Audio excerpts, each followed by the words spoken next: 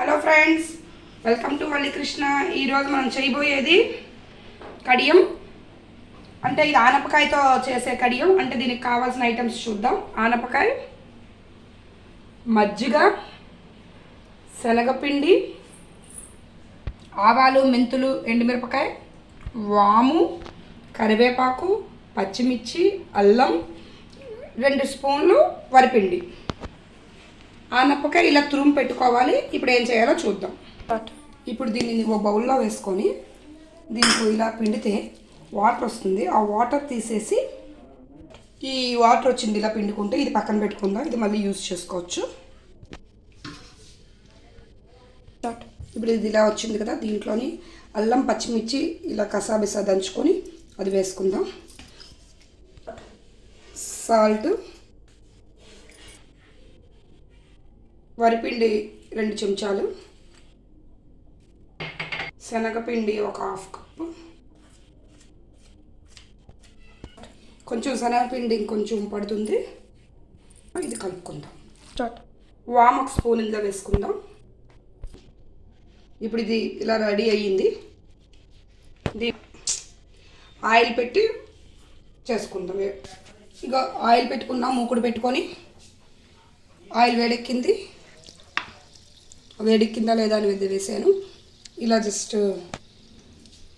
ఇలా చేసుకొని బౌల్స్ లాగా ఏ షేప్ అయినా ప్రాబ్లం ఏం లేదు. అవి డ్రీ ఫ్రై అయ్యాక తీసుకుందాం. మొత్తం అన్నీ వేసుకొని ఇలా వేసుకోవాలి. వీటిని వేగాక తీసుకుందాం. ఇగో ఇలాగా రెడ్ కలర్గా వచ్చేటట్టు అయ్యాక తీసేసుకుందాం. తీసి దింపుకొని ప్రాసెస్ మళ్ళీ చూద్దాం. గిన్నె పెట్టుకున్నాం. ఎందులో అయితే మనం చేసుకోవాలి అందులోని. నాకు అడుగునిది కొంచెం ఇది ఉంది కాబట్టి దీంట్లో పోపు వేసుకోవచ్చు ఈ గిన్నెలోని, లేదంటే స్టీల్ మారుతుంది. మనం పోపు వేసుకుందాం. అది అలా ఉన్నిద్దాం. ఇప్పుడు ఈ పిండిది ఉంది కదా, ఇందులోకి ఇందాక మనం తీసుకున్న ఆనపకాయ వాటర్ యాడ్ చేసుకుందాం. ఇంకా 1 స్పూన్కి కొంచెం తక్కువ, అంటే మజ్జిగ పొయ్యి మీద పెడితే విరుగుతుంది కదా, విరగకుండా ఉండడానికి ఇందాక బ్యాలెన్స్ మిగిలిన శనగపిండి ఇందులో వేసేసుకుందాం. వేసుకొని ఇలా కలుపుకొని ఇప్పుడు ఈ మజ్జిగని బౌల్లో వేసుకొని కలుపుకుందాం. పెట్టేసారు కదా, ఈ మజ్జిగ విరగదు. ఈ పిండితోని బాగుంటుంది. ఇప్పుడు ఆయిల్ వేసుకొని పోపు వేసుకుందాం. ఆయిల్ వేసుకొని పోపు వేసుకుందాం. ఆవాలు, 2 గింజలు మెంతులు పోపు వేసుకుందాం. సౌండ్ వస్తున్నాయి కదా. ఎండుమిరపకాయ కూడా వేసేసుకుందాం. అలాగే పచ్చిమిర్చి, కరివేపాకు కూడా వేసుకుందాం. నాకు ఇది చిన్న స్పూను. ఈ స్పూన్తో ఒక 2 స్పూన్లు వామ్ వేసుకుందాం. దీనికి ఫ్లేవర్ అంతా వామేను. దీన్ని మా కలుపుకుందాం. పోపు ఇలా సిద్ధంగా ఉంది. చూసారా, మంచిగా స్మెల్ వస్తున్నది.